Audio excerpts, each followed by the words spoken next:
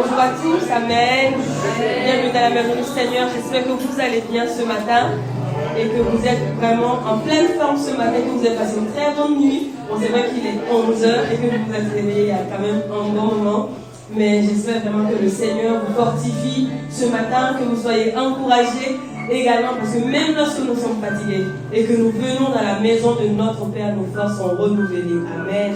Et nous sommes restaurés par son amour. Et c'est pourquoi ce matin, nous voulons déclarer ensemble et proclamer ce psaume 146, le verset 2 qui dit « Je louerai l'Éternel tant que je vivrai, je célébrerai mon Dieu tant que j'existerai. » Amen. Et ce matin, nous sommes bien en vie, nous sommes en bonne santé, donc il n'y a pas de raison pour laquelle nous puissions louer et célébrer notre Père. Et donc je vous invite à vous lever pour qu'ensemble nous puissions célébrer et louer notre Seigneur. Amen.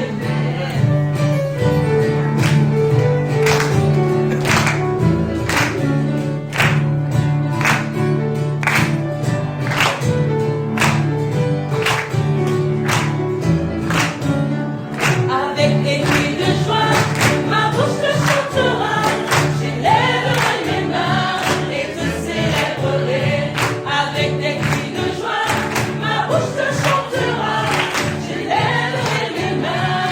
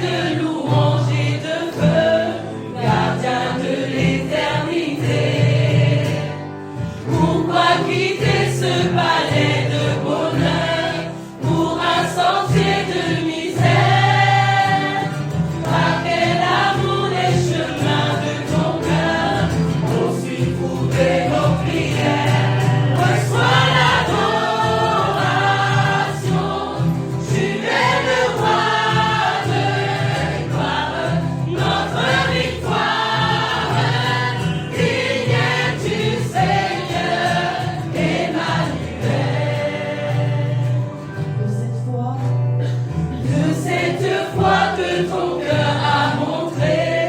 Je veux puiser mon secours sur le chemin que ta vie a tracé. Je marcherai chaque jour. Garde mes yeux des affaires de ce monde. Garde-moi près de la croix. En ce lieu saint où mon âme est féconde, d'humilité et de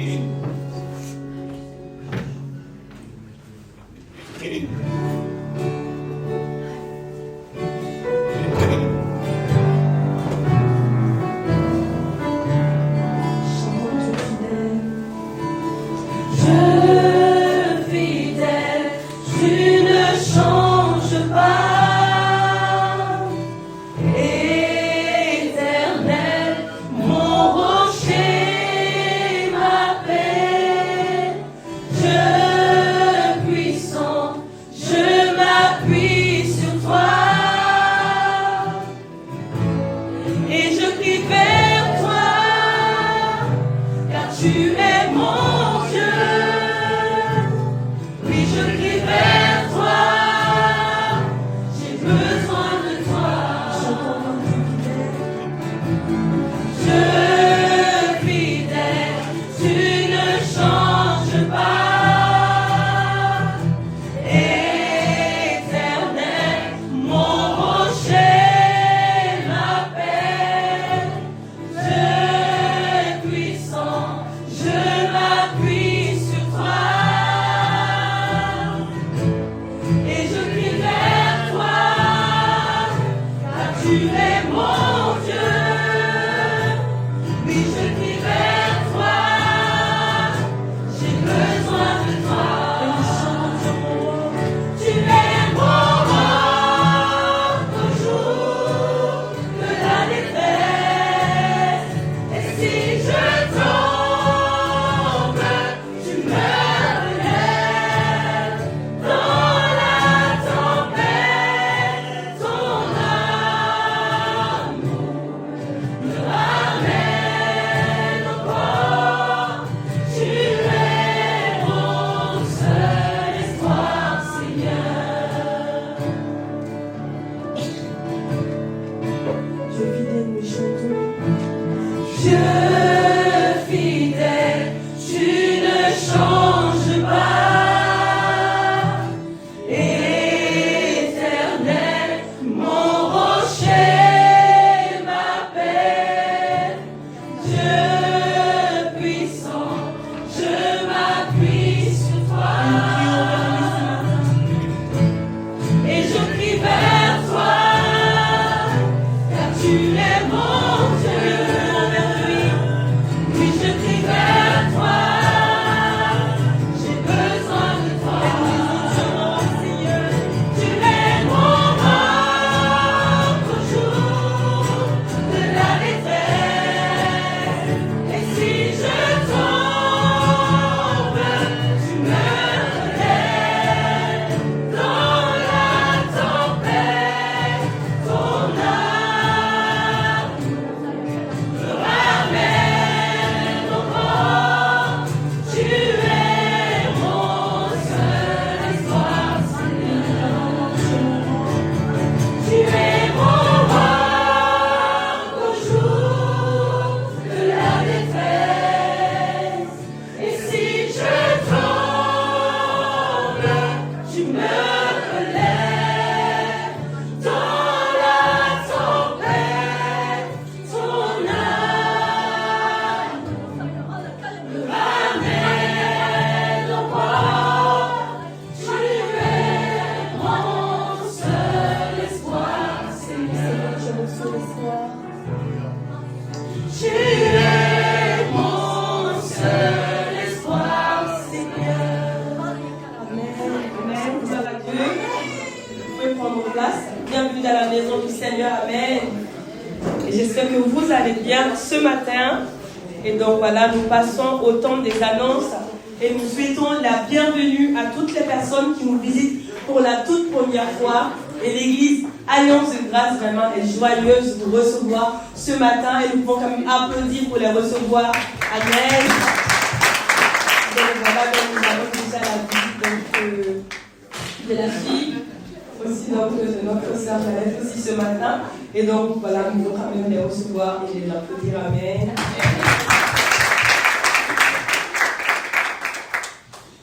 Et donc voilà, concernant la vie de notre église, donc nous sommes bénis d'avoir 2 cultes, amen. Et donc nous continuons toujours avec ces 2 cultes, le premier à 9h30 et le deuxième à 11h. Et tous les dimanches aussi à 11h, il y a le culte des enfants. Voilà, et le Seigneur a béni l'église, il y a pas mal d'enfants, il y a pas mal d'adolescents au sein de l'église, et je pense que vous les voyez tous les dimanches, donc c'est vraiment une bénédiction pour l'église, parce que c'est rassurant, et nous savons que la relève, elle est assurée, et donc vraiment nous encourageons les parents à être vraiment présents au second culte, pour que les enfants aussi puissent participer à l'école du dimanche, parce que nous voulons que les enfants grandissent avec la parole de Dieu. Je sais également que c'est le cœur de tous les parents ici présents ce matin, que les enfants grandissent avec les enseignements de la parole de Dieu, qu'ils demeurent toujours dans le Seigneur. Et pour cela également, nous les parents, nous les grandes sœurs, les grands frères, nous voulons continuer à prier pour les enfants de notre église, à prier pour les adolescents de l'église, afin que le Seigneur les fortifie et les garde toujours dans sa présence. Amen. Et également, les lundis soirs sont réservés aux réunions de groupe de l'église. C'est sur Zoom à 20h. Et donc voilà, vraiment, nous encourageons tous les frères et sœurs aussi à participer à ces réunions. Ce sont des temps de partage. Et nous pouvons partager la parole de Dieu, partager les sujets de prière. Et pour les frères et sœurs également qui souhaitent avoir beaucoup plus d'informations, n'hésitez pas à me voir tout simplement à la fin du culte. Et nous avons aussi les premiers vendredis du mois où on se retrouve à l'église pour chanter, louer, proclamer la puissance de notre Père, mais également témoigner de ce que le Seigneur a fait dans notre vie. Et donc le prochain rendez-vous, ça sera le premier vendredi du mois de février. Et j'espère que l'église aussi sera remplie comme ça. Amen. Et je pense que tous les jours que le Seigneur nous donne la grâce de venir dans sa maison, je vous encourage cette année à ne pas rater aucune occasion. Parce que le Seigneur, il bénit son église. Et lorsque nous sommes dans sa présence, il nous conduit encore plus. Amen. Amen.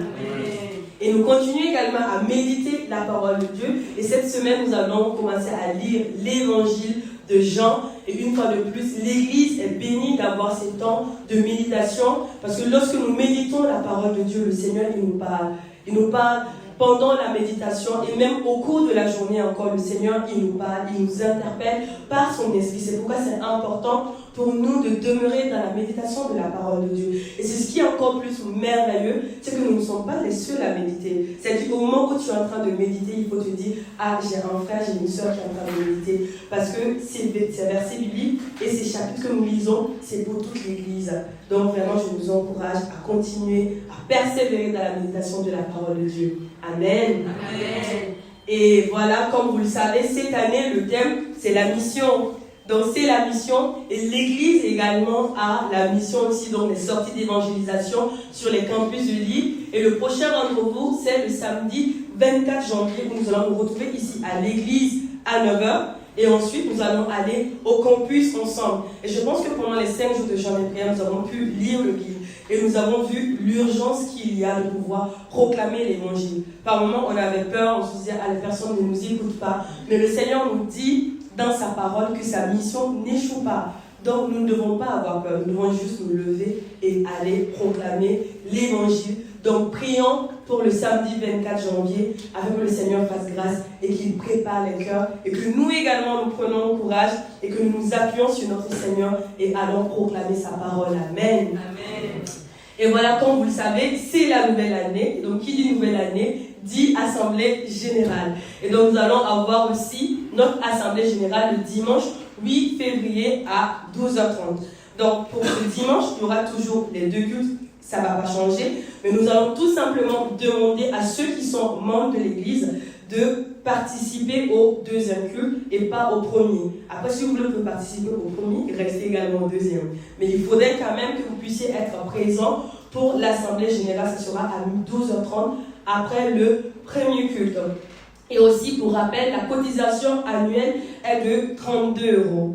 Donc, comme on le rappelle chaque année, et je vais le répéter encore cette année, aujourd'hui, c'est que nous puissions vraiment garder à l'esprit que lorsque nous venons le dimanche 8 février, que nous puissions venir également avec la cotisation annuelle. Parce qu'après, c'est un peu plus compliqué, il faut relancer, il faut attendre, sachant que ces cotisations sont reversées à la fédération. Ce n'est pas sur le compte de l'Église. Donc, éventuellement, nous aussi, on a une date limite à respecter. Et le plus simple, c'est que tous, nous puissions être là. C'est pourquoi c'est important que les membres soient présents le 8 février avec les 32 € pour que directement les comptes sont bons et après tout le monde est tranquille au cours de l'année. Et en dehors de cela, pour les frères et sœurs qui fréquentent l'église également, il y a à peu près 3 à 6 mois et qui ont le cœur aussi de devenir membre de l'église, vous pouvez tout simplement le voir à la fin du culte. Amen. Amen.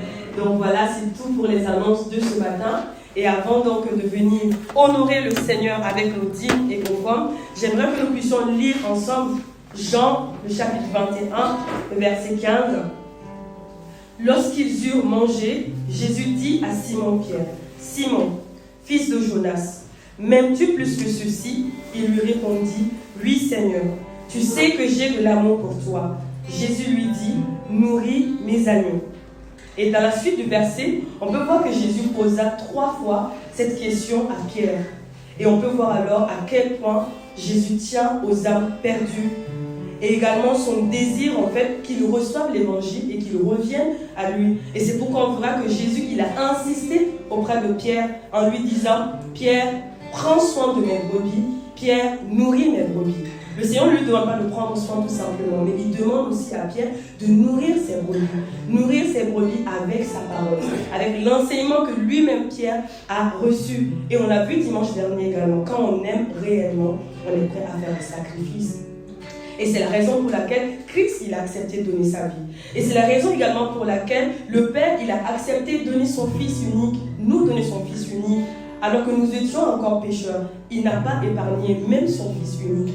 Et ça, je pense qu'on peut imaginer, on peut même imaginer l'ampleur de l'amour que Dieu le Père, il nous a témoigné en faisant cela. Et ce matin, quel est le sacrifice que toi, tu es prêt à faire pour la mission du Seigneur? Parce que nous sommes l'Église du Seigneur.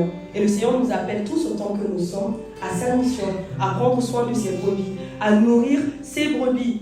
Et finalement, pour faire la mission, l'Église doit vivre, l'Église doit être fortifiée. Et c'est ce qui va aussi nécessiter notre consécration, notre implication dans la vie de l'Église.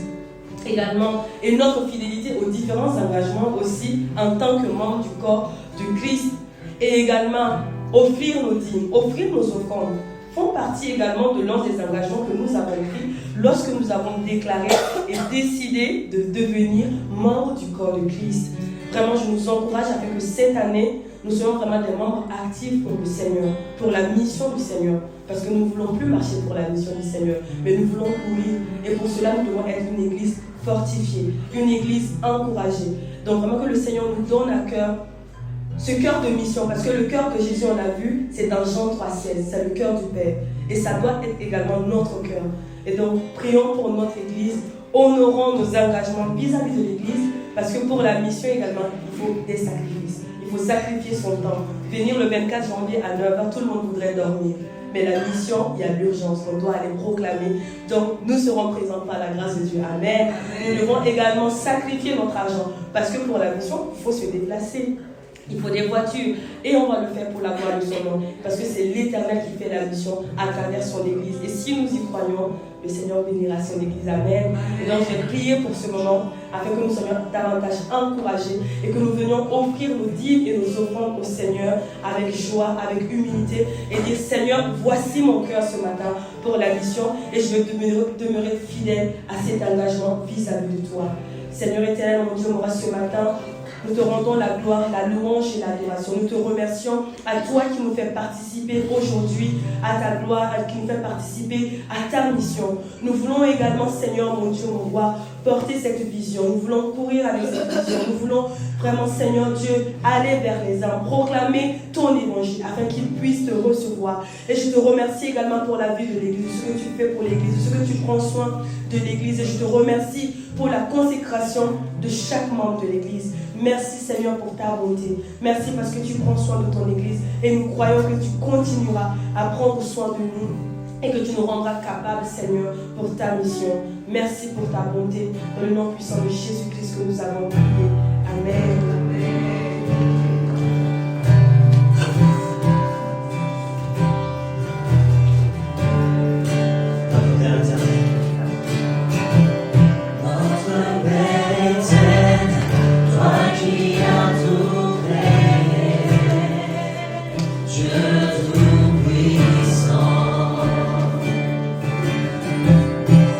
Par ton Saint-Esprit que Jésus fut conçu, Christ notre Sauveur. Oui, je crois en Dieu notre Père, oui, je crois en Christ son Fils, oui, je crois en ton Saint-Esprit, ô Trinité divine, je crois à la résurrection que nous vivons.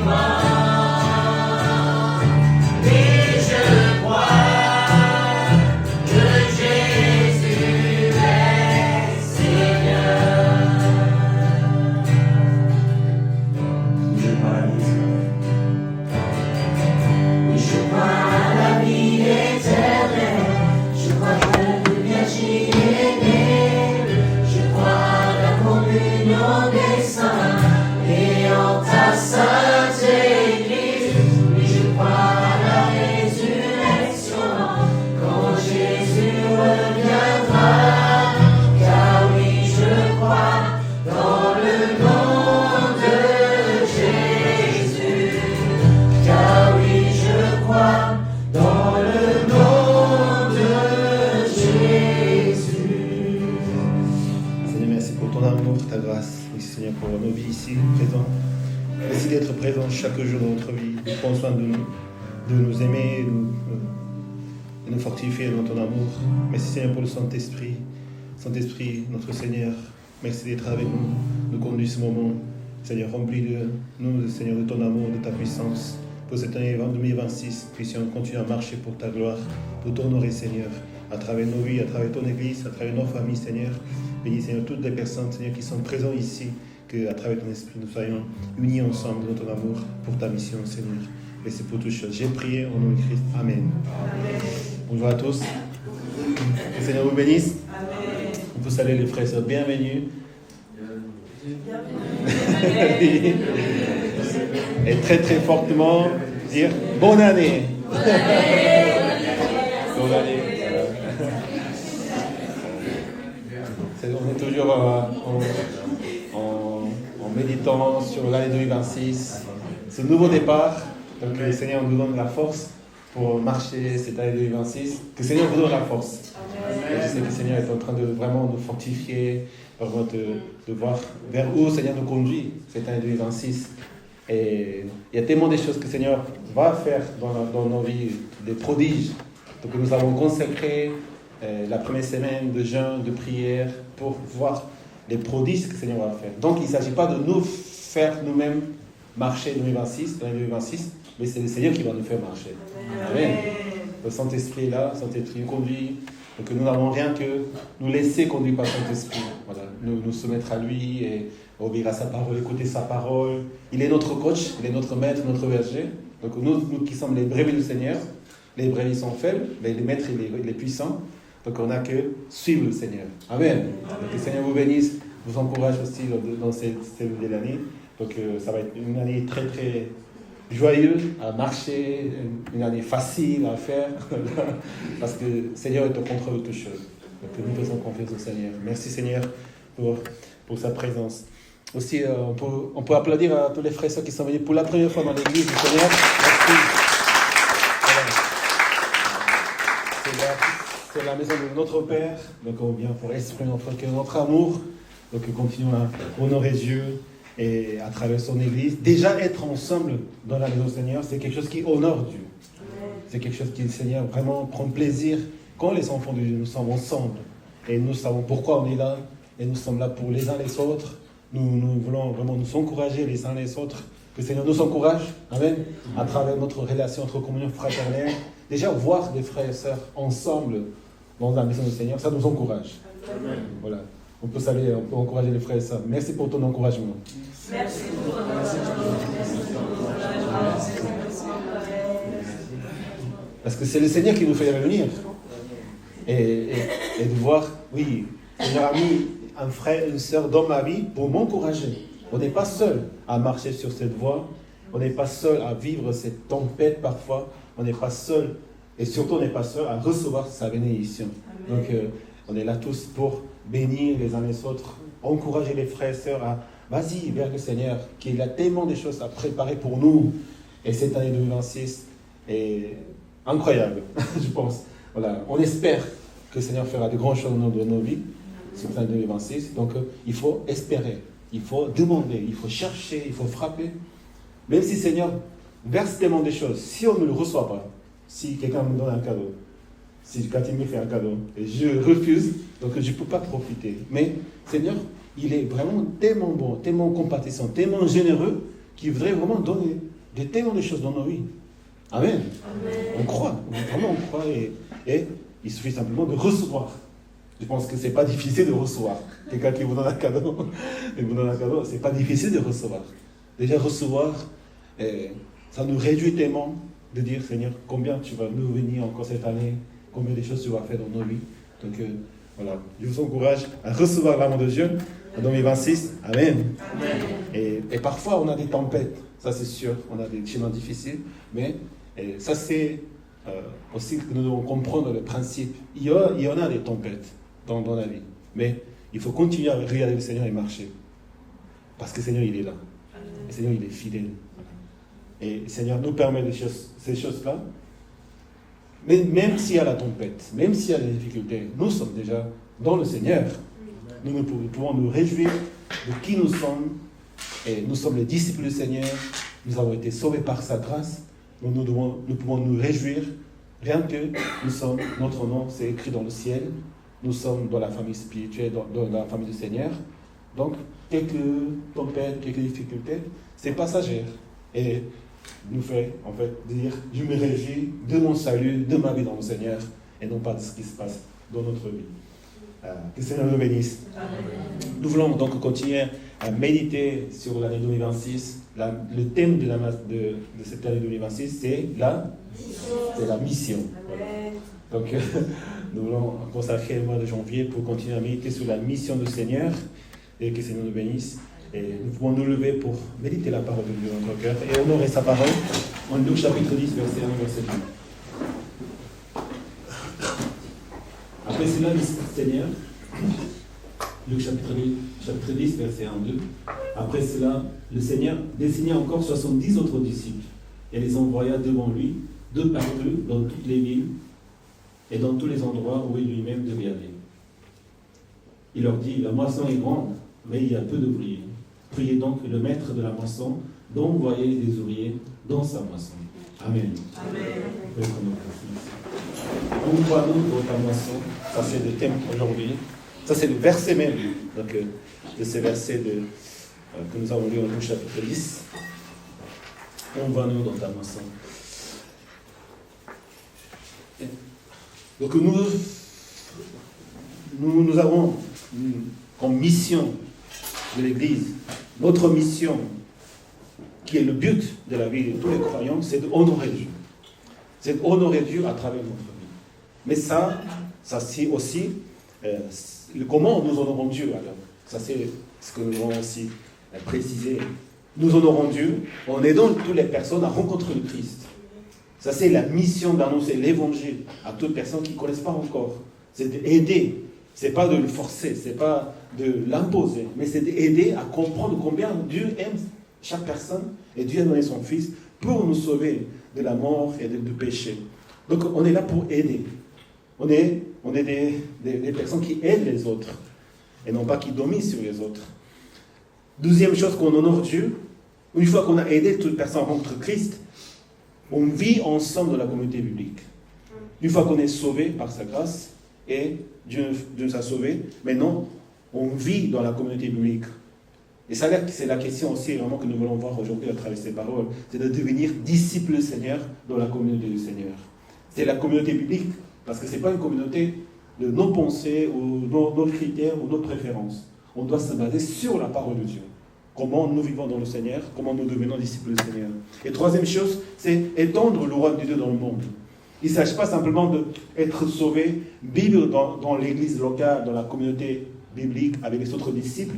Ce n'est pas de rester entre nous, non seulement demeurer en Christ, bien sûr il faut demeurer, mais pour partir dans le monde, pour faire étendre le royaume de Dieu ailleurs, pour briller la lumière dans les ténèbres. En faisant ces trois choses, donc la mission s'accomplit. Amen. Amen. La mission s'accomplit. On annonce l'évangile, on baptise le nom de Père, de Fils, Saint-Esprit, mais on va jusqu'aux extrémités de la terre pour étendre le royaume du Seigneur.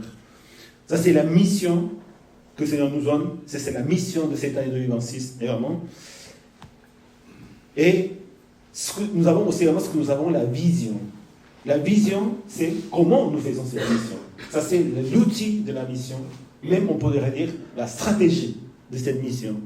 Notre stratégie, notre vision, c'est maintenant, ça se précise encore, c'est de gagner la ville de Lille. Amen. Amen. De la métropole lilloise. C'est là où le Seigneur nous a appelés. C'est là où, non seulement notre église, il y a d'autres églises, mais on est appelé dans un endroit précis, dans une église précise, dans une famille spirituelle. On est dans une époque précise également. Et il y a ce plan de Dieu dans notre église pour la ville de Lille. C'est de gagner la ville de Lille, c'est-à-dire de les conduire vers le Seigneur. Gagner des âmes perdues dans la ville de Lille. Comment nous faisons cette mission à Lille, donc l'endroit à Lille? Comment nous faisons? En plantant des églises. Amen. Amen. Parce que nous croyons que le Seigneur appelle ses disciples, le Seigneur sauve des âmes à travers ses églises, à travers son église. Et Surtout, il faut vivre la communauté biblique dans l'Église avec les frères et sœurs.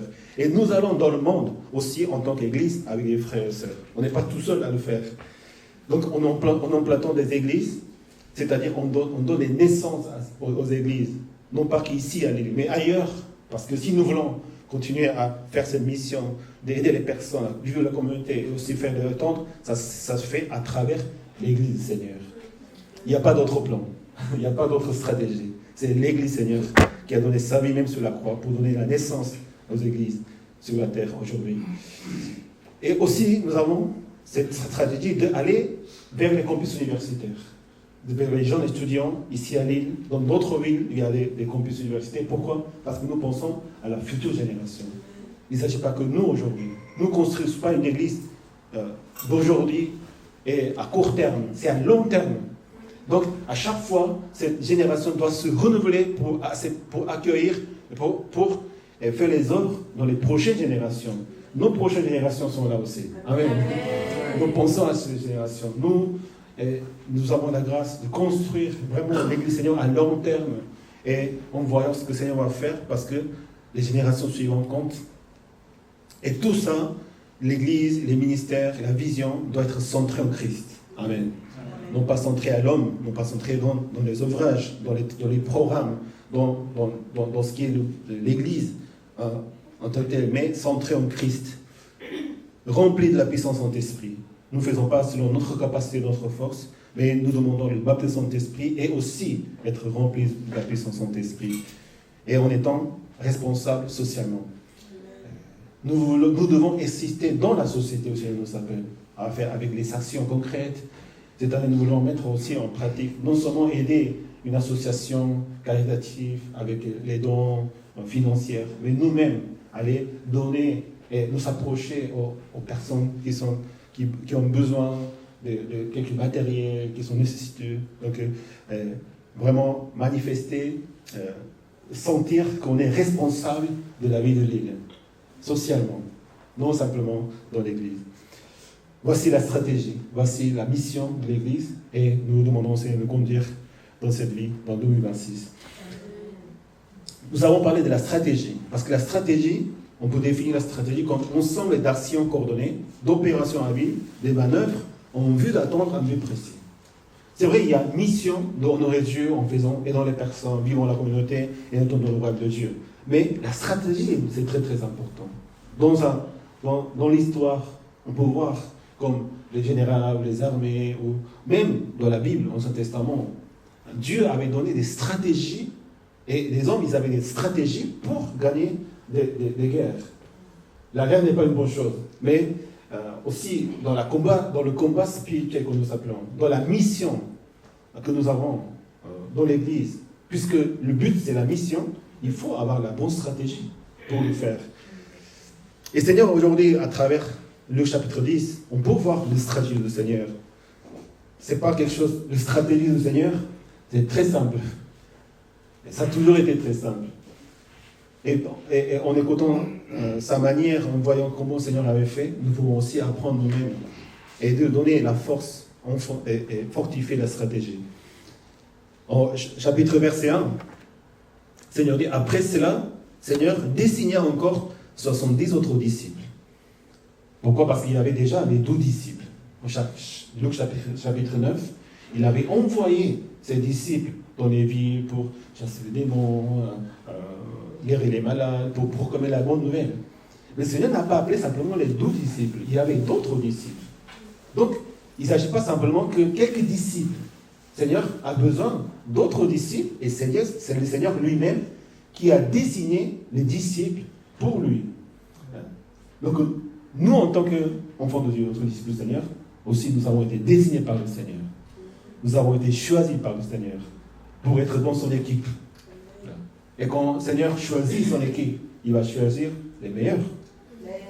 Vous êtes les meilleurs. Vous êtes les meilleurs. Le Seigneur a choisi vraiment parce qu'il nous a aimés et il voudrait qu'on vive avec lui, qu'on vive dans sa mission, qu'on sache le plan de Dieu, les merveilles de Dieu, la puissance de Dieu dans notre vie, parce que le Seigneur nous a donné le privilège d'être les disciples du Seigneur. Les 70 disciples, aujourd'hui, les 12 disciples également, aujourd'hui, c'est ce qu'on appelle les groupes des disciples. L'Église, c'est le rassemblement des disciples du Seigneur. Donc nous pouvons savoir que la stratégie du Seigneur pour faire la mission, c'est l'Église du Seigneur. Là où il y a des disciples. Le plus important de la mission, finalement, c'est avoir les disciples du Seigneur pour cette mission.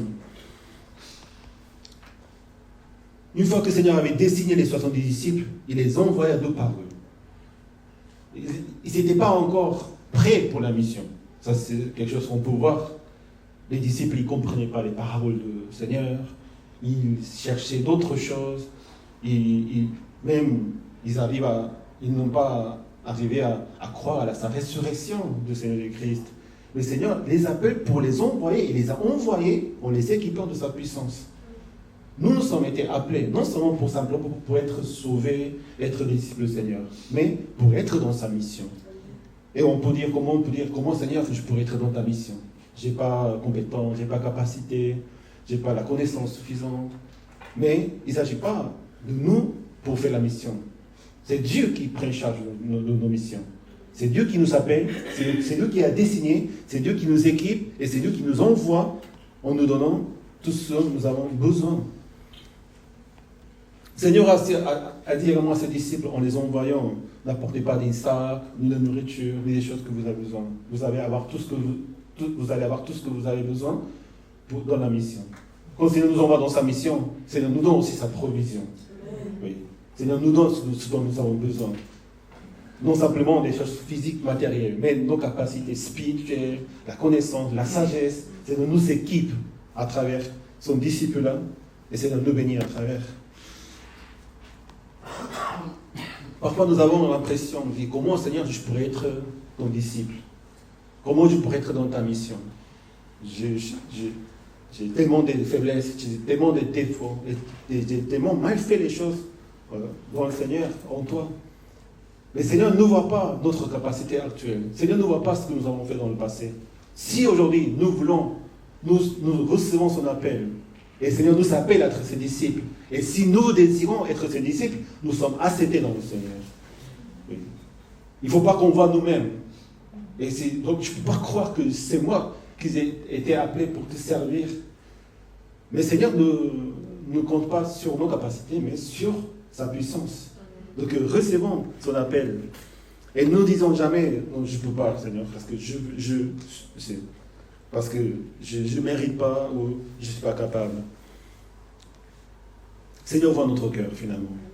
Donc acceptons son appel. Être disciple, c'est un privilège pour nous. Être disciple Seigneur, c'est quelque chose d'immense. C'est quelque chose qu'on partage vraiment la valeur du Seigneur.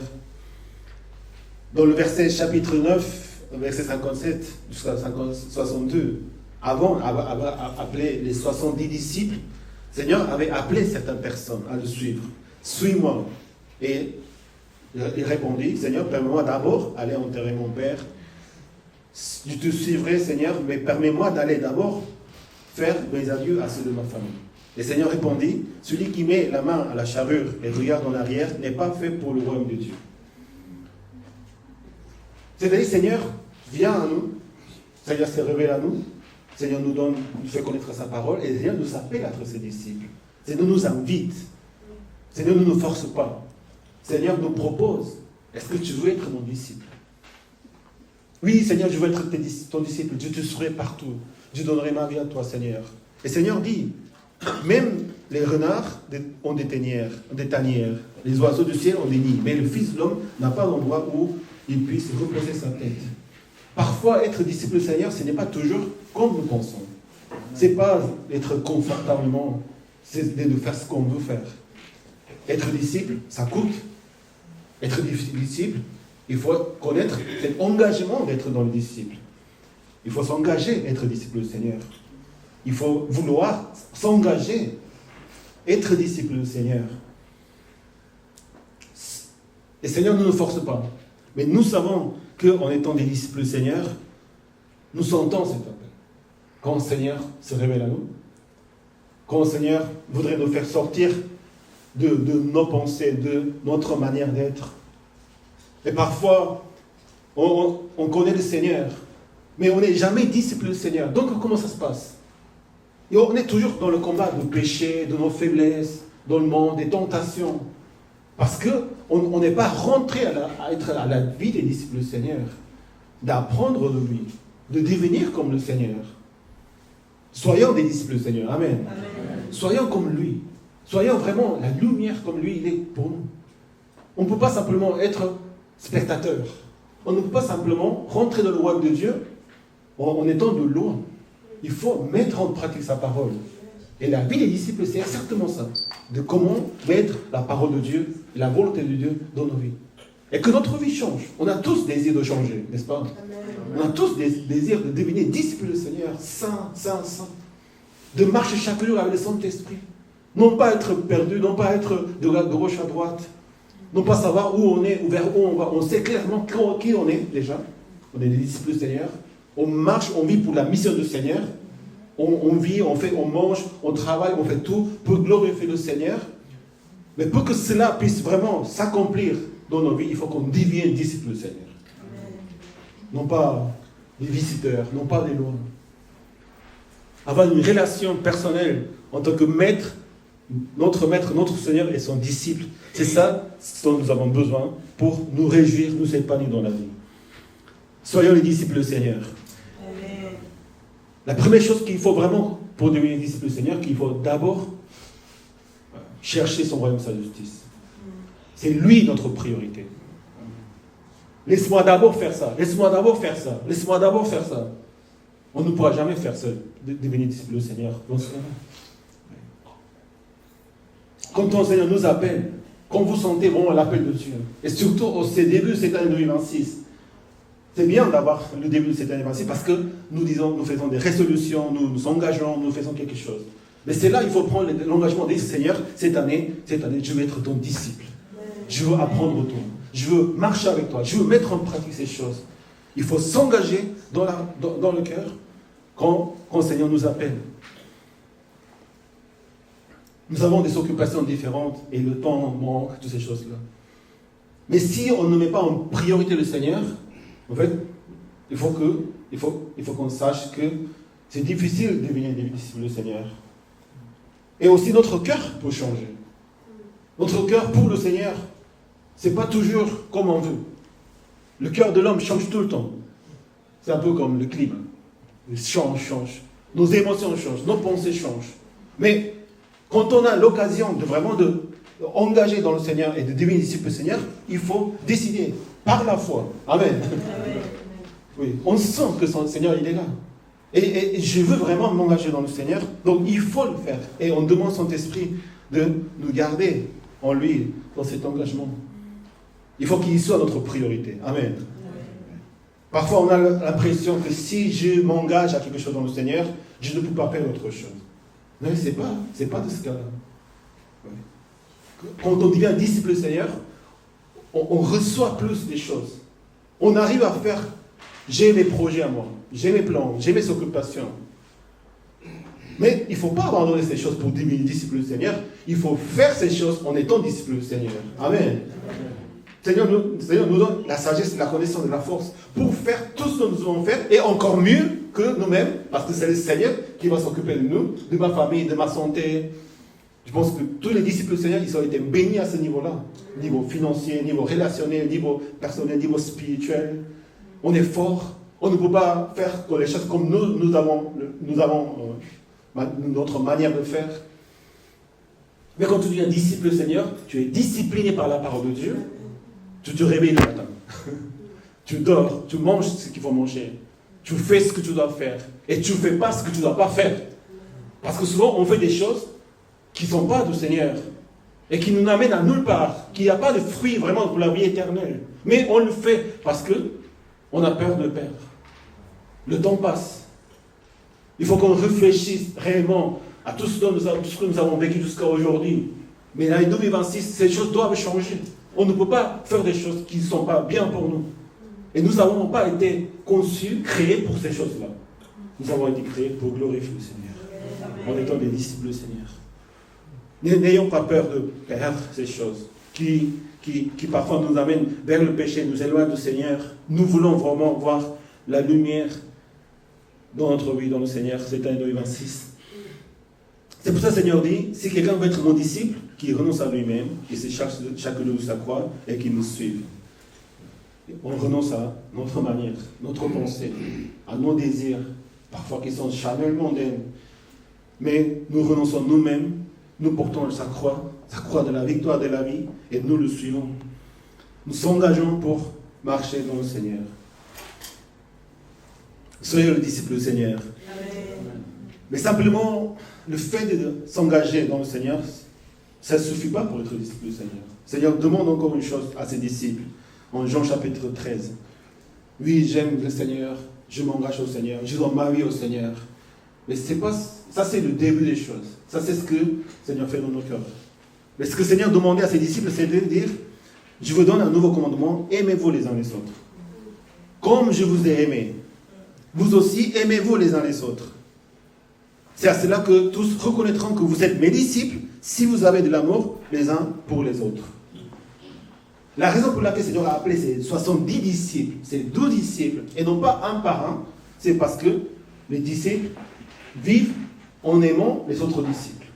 La marque des disciples du Seigneur, c'est quoi? On dit les disciples. Quelqu'un qui connaît, qui a la foi, qui connaît la parole de Dieu, il n'est pas encore disciple. Disciple, c'est quelque chose de différent. Disciple, c'est quelqu'un qui vit dans le Seigneur réellement. Comment? En aimant les autres disciples. Un disciple ne peut pas rester tout seul. Oui, j'ai reçu le baptême de Saint-Esprit, je connais le Seigneur, j'ai donné ma vie au Seigneur, c'est très bien.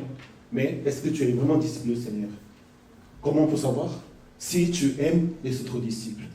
Si tu es avec d'autres disciples. Si tu es dans une communauté où le Seigneur t'a mis pour que tu puisses aider les autres personnes à devenir disciples du Seigneur. Et que tu aimes les disciples du Seigneur parce que le Seigneur nous a mis ensemble.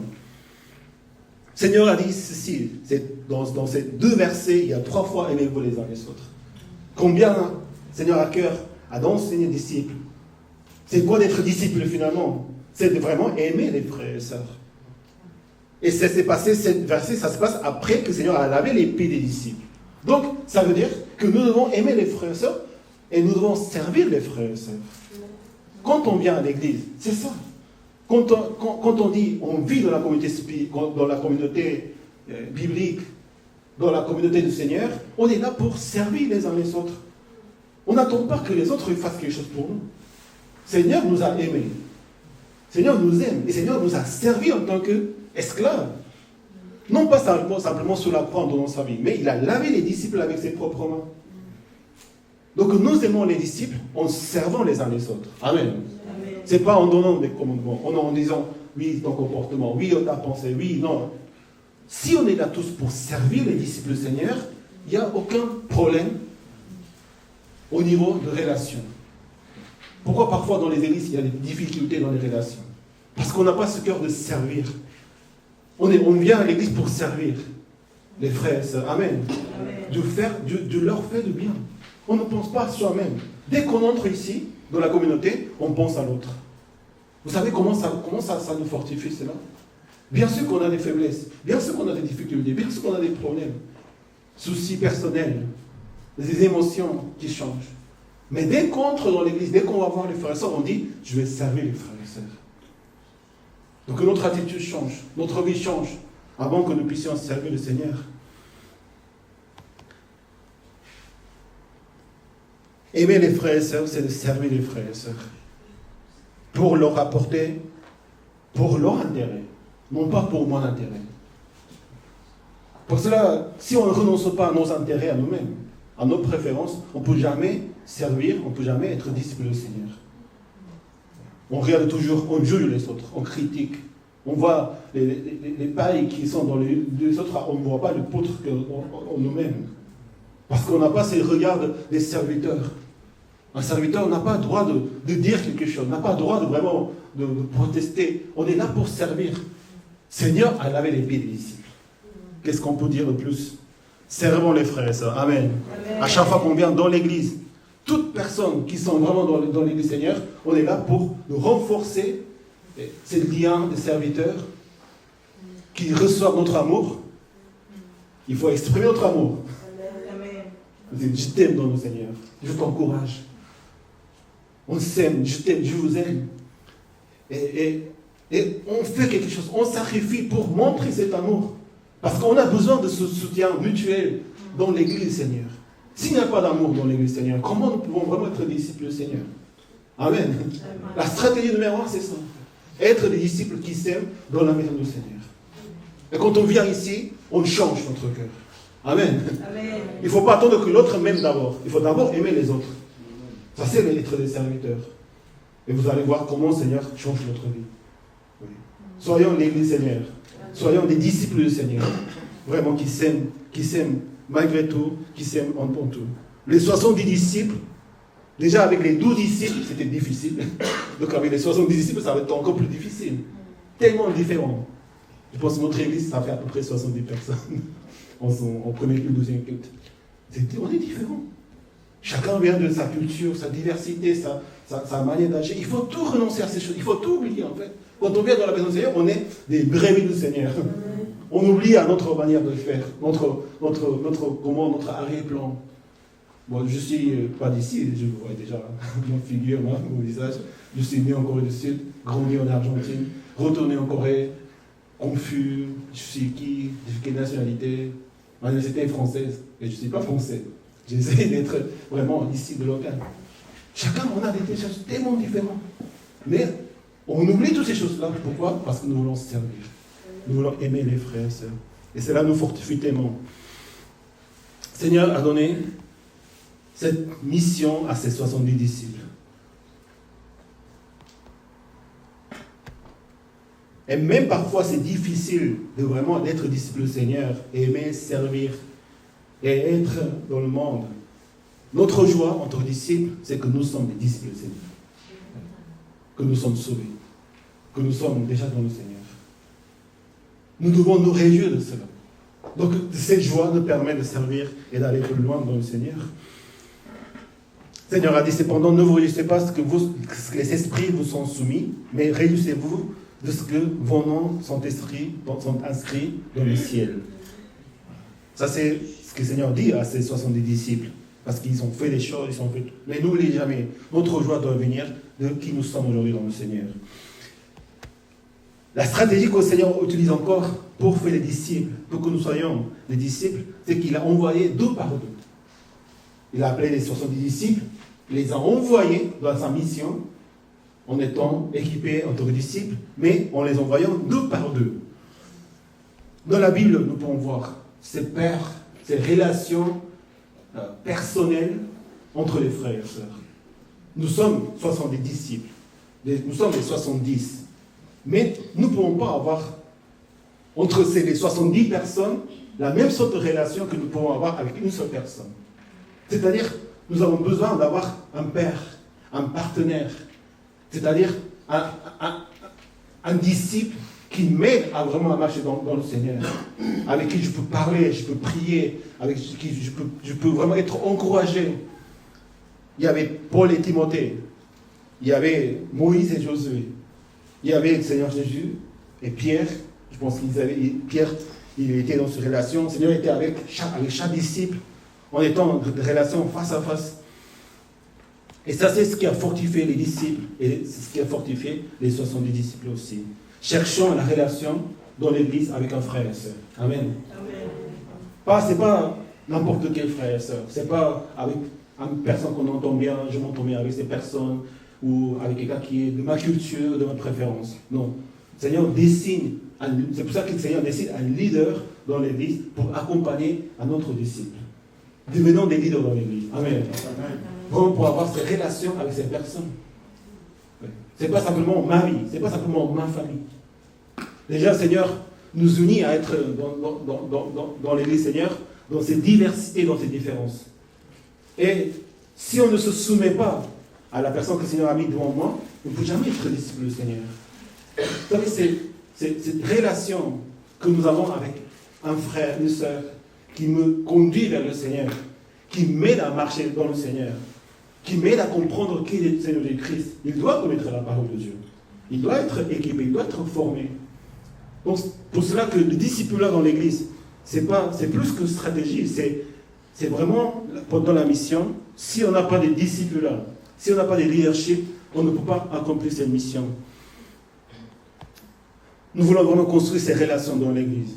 Nous avons aujourd'hui des groupes de réunions, des hommes, des femmes, aussi des faces. Mais au sein de ces groupes, on doit avoir la relation avec son leader pour vraiment partager notre cœur sincère, pour être édifié, pour être encouragé. Ce n'est pas simplement Dieu te bénisse. Non, on aide à marcher ensemble. On se sacrifie pour les uns les autres. On encourage, on espère, on donne tout vraiment pour qu'une personne puisse marcher avec le Seigneur. Et ça, c'est le discipulat qui se passe dans la relation avec face à face. Dans l'Église, il y a un programme qui s'appelle Face à face. C'est les 12 chapitres des thèmes les plus importants dans la vie chrétienne. Mais ce n'est pas le programme qui va nous faire les disciples.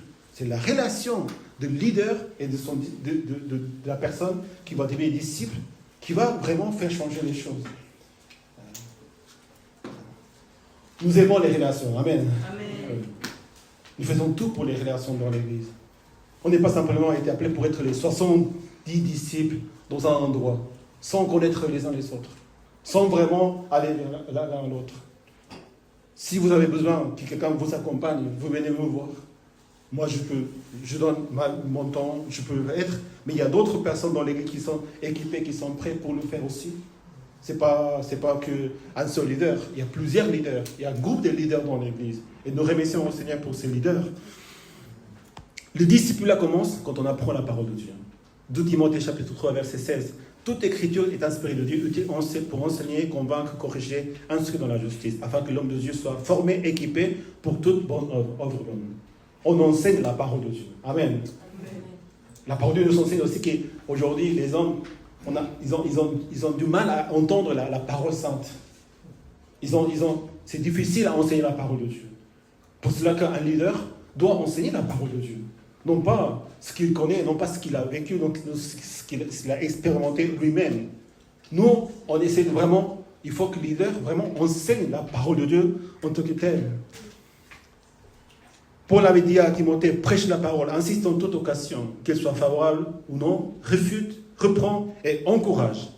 Il ne s'agit pas simplement de refuter, de corriger ou d'apprendre, mais d'encourager la parole de Dieu.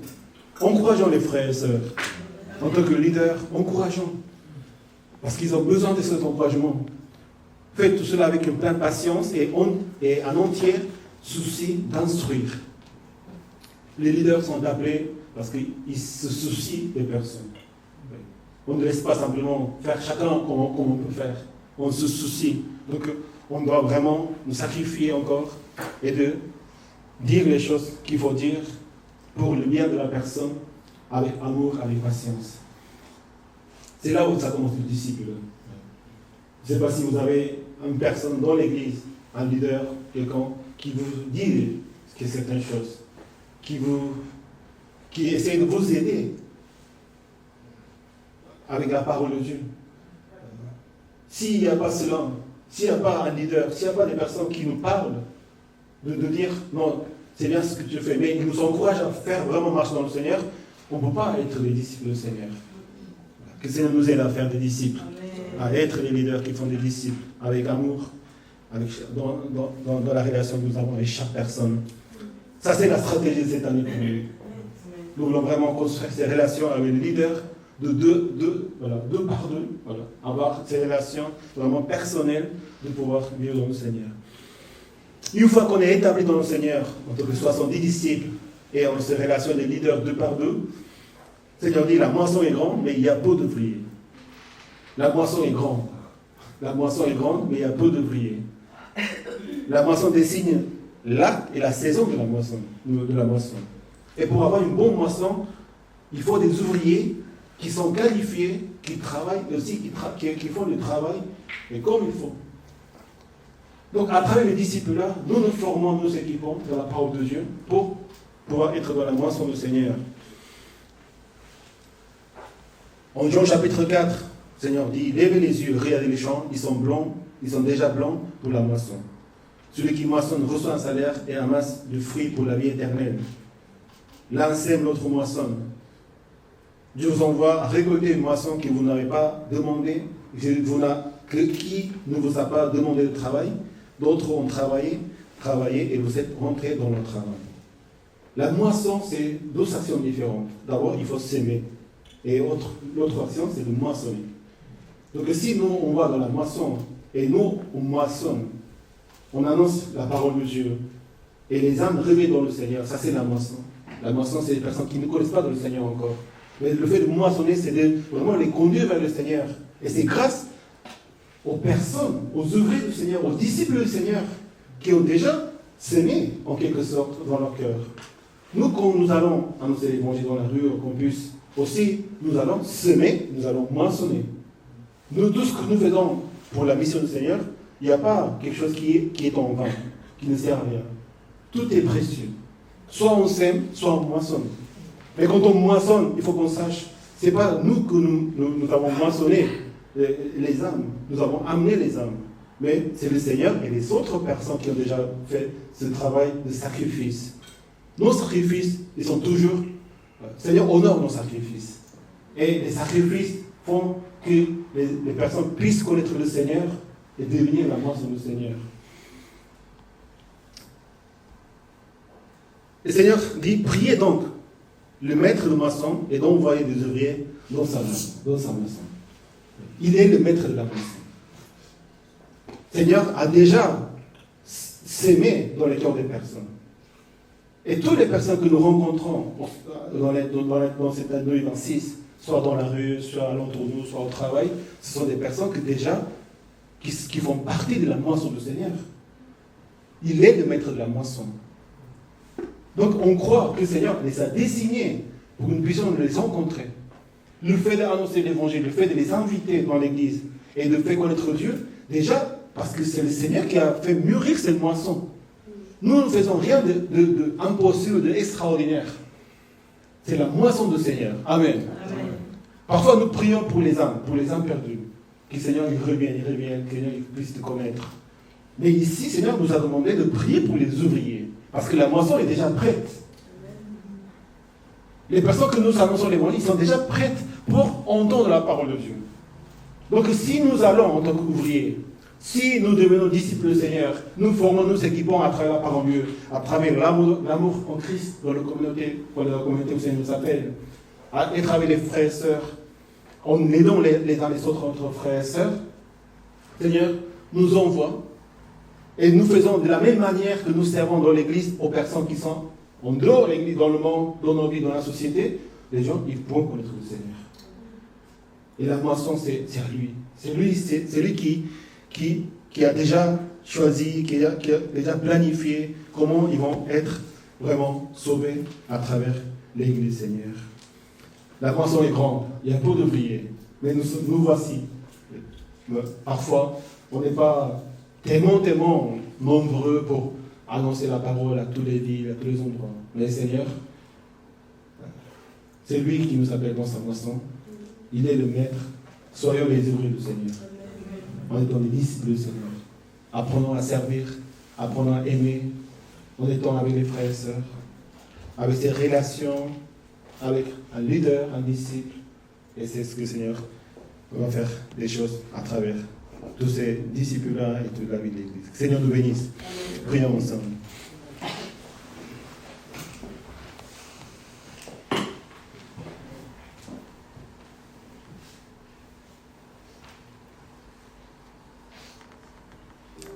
Nous voulons prier pour cette année 2026. Que le Seigneur nous donne le cœur de devenir disciples du Seigneur réellement. Dans les premières églises, on voit qu'ils ont persévéré dans l'enseignement des apôtres, dans la communion fraternelle, dans le partage du pain, dans la prière. Le Seigneur faisait beaucoup de prodiges, des signes miraculeux à travers les apôtres. Ce n'est pas les apôtres qui font les miracles. Mais le Seigneur bénit ses relations avec son leader. Pour être disciple, ce qui est vraiment important, c'est que tu puisses vraiment écouter ton leader. S'il n'y a pas un leader, il y aura un problème. Grâce à moi aussi, dans ma vie, le Seigneur a mis dans ma vie, grâce de Brett, Pasteur Jules, Pasteur Gilles. Dieu ne nous a pas mis cette église dans l'Alliance Grâce avec Ebenezer pour appartenir dans un réseau, dans une famille. C'est pour que nous puissions avoir un leader. Quelqu'un qui n'a pas un leader, c'est très facile de se tromper, de se vanter. Et parfois, j'ai Pasteur Brett, on a une réunion par mois. Il m'encourage toujours, il me félicite toujours. Mais je ne sens pas très bien parce que je sais que je ne fais pas les choses telles que le Seigneur me...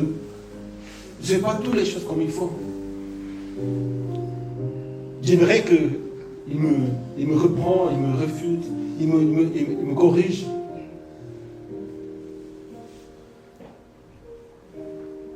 Mais dans l'église, c'est un peu... C'est nous, c'est la famille spirituelle. Un père, une mère, en voyant ses enfants, parce qu'il les aime, il veut le meilleur d'eux, on leur enseigne. Je pense que la violence n'est pas une bonne chose pour enseigner. Mais on corrige. Comment? En les servant, en les aimant. La colère, la haine doivent disparaître dans nos relations, dans l'église même. Pourquoi on s'énerve? Parce qu'on croit que c'est à notre responsabilité de tout faire. Et on veut faire les choses bien. Mais n'oublions jamais que c'est la moisson de notre maître. Nous sommes l'église du Seigneur. Le Seigneur va faire récolter sa moisson. Amen. Notre rôle, c'est de travailler. C'est de servir. C'est d'aimer, c'est de servir. Et de voir comment le Seigneur change les cœurs des uns des autres. Nous prions pour cette année 2026. Que nous puissions avoir vraiment cette relation dans l'église. Nous allons chercher relation.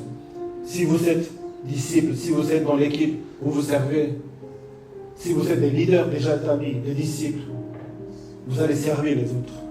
Et si vous n'avez pas encore été formés, équipés et aussi rétablis, d'abord vous engagez dans le Seigneur pour devenir disciples du Seigneur en participant aux réunions, des études bibliques, des formations, et vous allez chercher un leader qui vous accompagne, qui vous parle et qui vous enseigne en quelque sorte à être disciples du Seigneur. Prions pour nos relations. Prions pour les disciples. Être des disciples dans la maison du Seigneur. Prions ensemble. Seigneur, nous te bénissons, Seigneur. Nous prions en ton nom de Christ, Seigneur. Je puisse nous bénir la communauté de ton nom, Seigneur. Les disciples de ton nom, Seigneur. Que nous puissions avoir cette stratégie de vraiment d'être des disciples de ton nom. Nous te prions, Seigneur, de bénir ensemble, Seigneur. Que tu bénis, Seigneur, la vie chacun de nous, Seigneur. Je bénis, Seigneur, la mission, Seigneur, à travers ton nom. C'est notre rôle, c'est notre but. C'est d'être des ouvriers de ton nom, dans la moisson, Seigneur. Aussi, envoie-nous, Seigneur, dans la mission, dans la moisson. Envoie-nous, Seigneur. Nous sommes déjà dans ta moisson, Seigneur. Envoie-nous, Seigneur, être disciples, Seigneur. Nous voulons prier pour la mission de cette année 2026. Nous voulons vraiment aller vers les personnes dans ces lieux de vie, mais aussi dans les environs, Arras, Lens, Bruxelles. Il y a d'autres villes qui sont autour de nous, Valenciennes, Compiègne, là où il y a encore vraiment, ils ont besoin d'entendre, de voir les disciples du Seigneur et qui sont leur approche. C'est la moisson. Vous savez, quand on récolte pas pour les jeter par terre ou dans le champ. On récolte pour les amener dans le dépôt, dans la maison. Il ne s'agit pas simplement d'annoncer l'évangile à quelques personnes. Il faut les amener vers le Christ. Les amener vers dans l'église, Seigneur, pour qu'ils grandissent en tant que disciples, pour qu'ils vivent la communauté spirituelle, la communauté biblique. Donc nous prions pour tous ces âmes, toutes ces personnes, toutes ces villes. Vraiment que le Seigneur puisse, même si ce n'est pas notre église, ce n'est pas grave. Il faut qu'ils appartiennent dans l'église, Seigneur. Donc, on envoie. Si nous n'avons pas des églises ailleurs, on recommande d'aller dans les églises qui sont dans ces villes-là. Il y a des églises. Parfois, on dit que dans notre pays, il n'y a pas assez d'églises. Non, il y a beaucoup d'églises. Il y a beaucoup d'églises. Amen. C'est pas les nombres, c'est pas la taille de l'église qui va vraiment faire accueillir, moissonner. Il y a des ouvriers.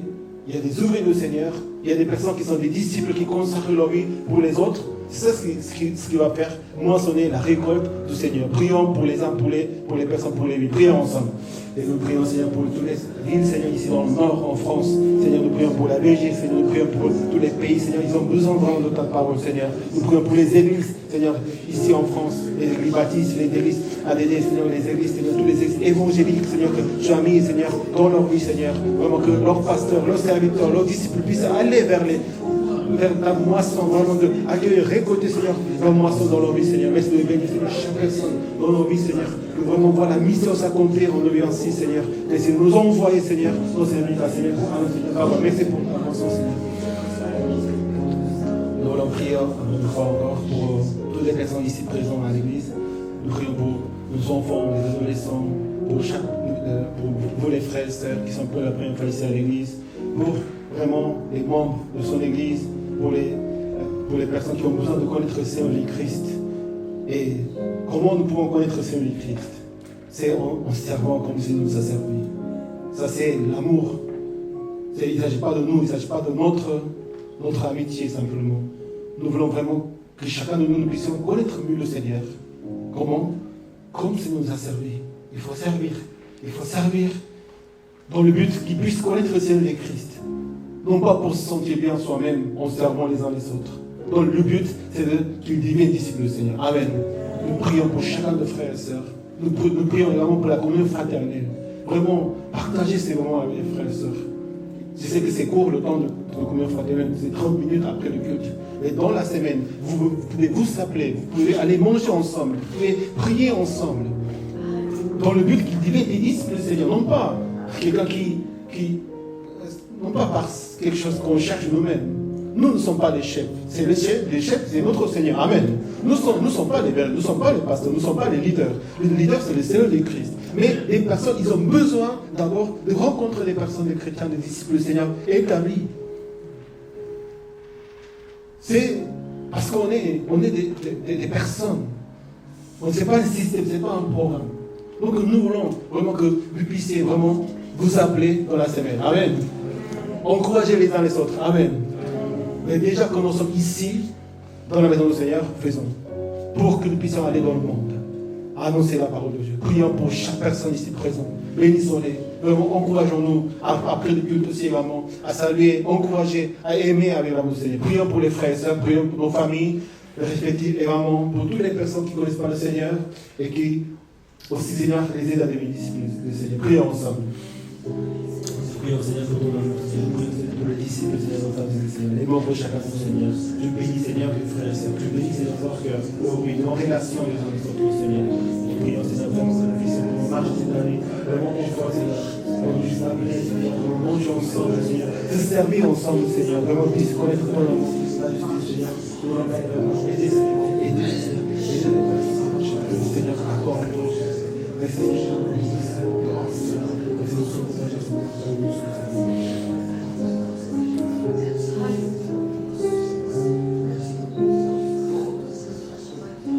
Si parmi nous il y a des frères qui ont besoin de prière pour ce début d'année, à cause des situations, des choses qui bloquent, je vous invite à prier, à lever vos mains et prier au Seigneur. Seigneur, aide-moi, viens à mon secours.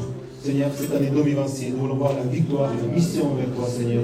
C'est ta mission, c'est ta victoire. Merci de bénir mes frères. Prions ensemble. Allez, priez, Seigneur, chacun des frères qui ont levé leur main, Seigneur, qui ont besoin de toi, de ton secours, de ton aide, Seigneur. Oui, Seigneur, tu es là, Seigneur. Je veux les bénir, Seigneur, à travers cette année 2026, Seigneur. Tous ces prodiges, Seigneur, toutes ces choses merveilleuses, Seigneur, que tu as dans la vie chacun de nous, Seigneur. Tu nous as conçus, Seigneur, Seigneur. Merci de continuer à recevoir l'honneur à travers chacun de nous, Seigneur. Merci vraiment de délivrer des choses, Seigneur, qui ne sont pas vraiment de toi. Seigneur, nous aider. Vraiment, Dieu, pour toi, Seigneur, d'amour. Être en priorité pour toi, Seigneur. Nous engager à être pour toi, Seigneur. Avec des disciples de ton Église, Seigneur. Nous allons nous lever pour chanter notre Seigneur et honorer sa parole, sa présence parmi nous.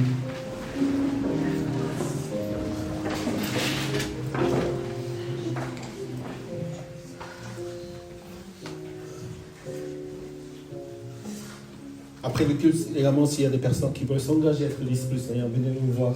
Je prie pour vous. Aussi, j'aimerais aussi vous présenter comment nous pouvons être disciples, Seigneur, dans l'Église. Louons le Seigneur ensemble.